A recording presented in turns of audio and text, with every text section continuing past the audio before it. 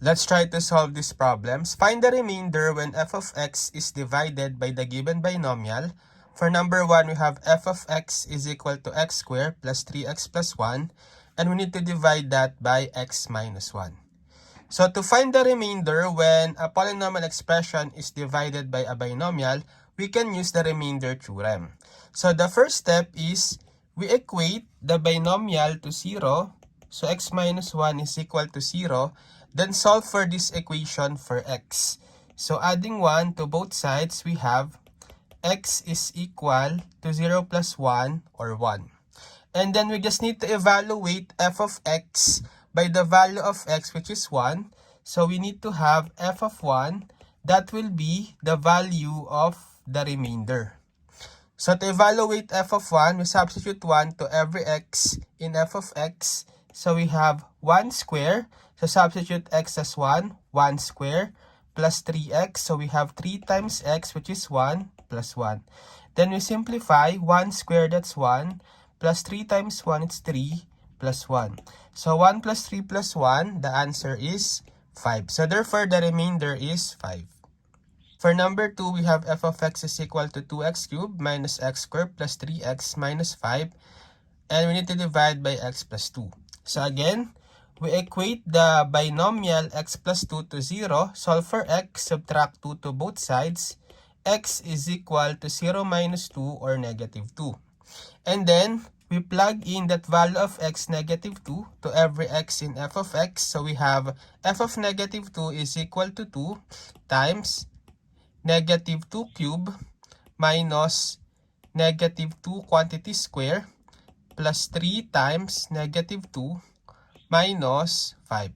Then we simplify this. We have 2 times negative 2 cube. So that's 3 factors of negative 2. So that will be negative 8 minus negative 2 squared, 2 factors of negative 2, that's 4.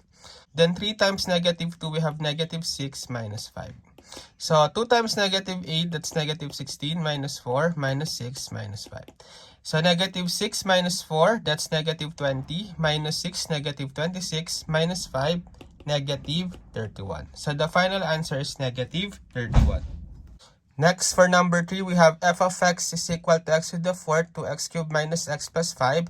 We need to divide by x minus 2. Okay, so we equate the binomial x minus 2 to 0. Then solve for x, add 2 to both sides. So we have cancel the 2, x is equal to 0 plus 2 or 2. So to find the remainder, we just need to evaluate f of x by the value of x2. So substitute 2 to every x in f of x. So we have 2 to the 4th.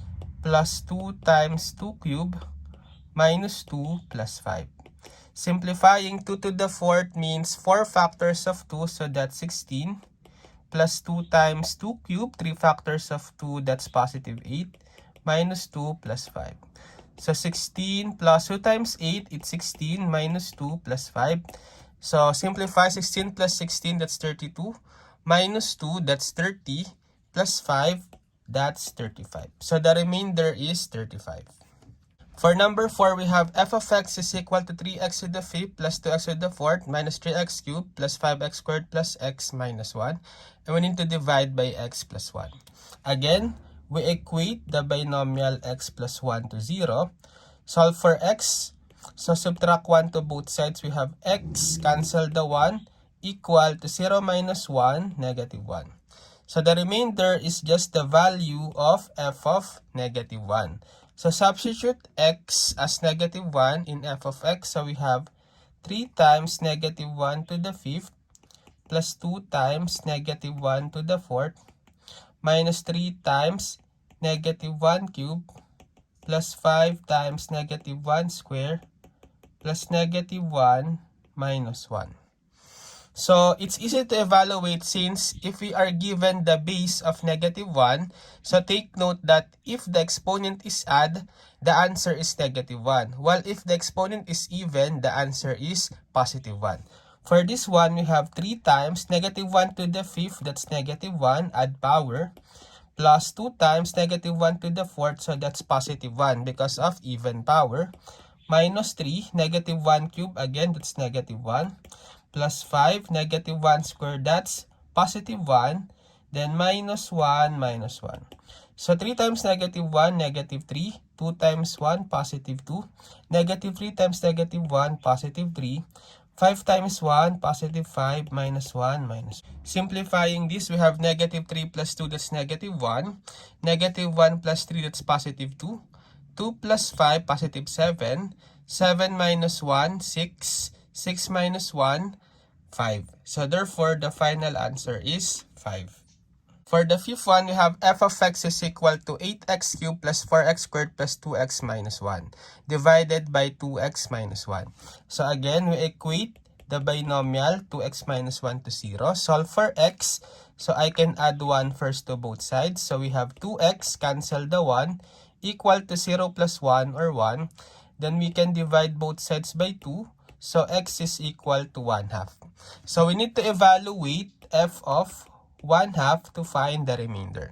So substitute 1/2 to every x in f of x. So we have 8 times x cubed. So we have 1/2 cubed plus 4 times x squared. So we have 1/2 squared plus 2 times x 1/2 minus 1. Simplifying, we have 8 times 1/2 cubed. So 3 factors of 1/2, that will be 1/8 plus 4 times 1/2 squared. 2 factors of 1/2, that's 1/4.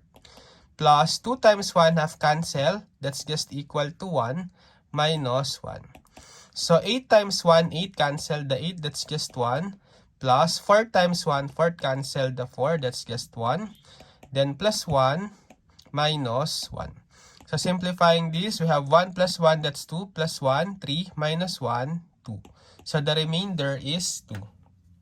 Okay, now it's your turn to try to solve this problem and just comment your answer.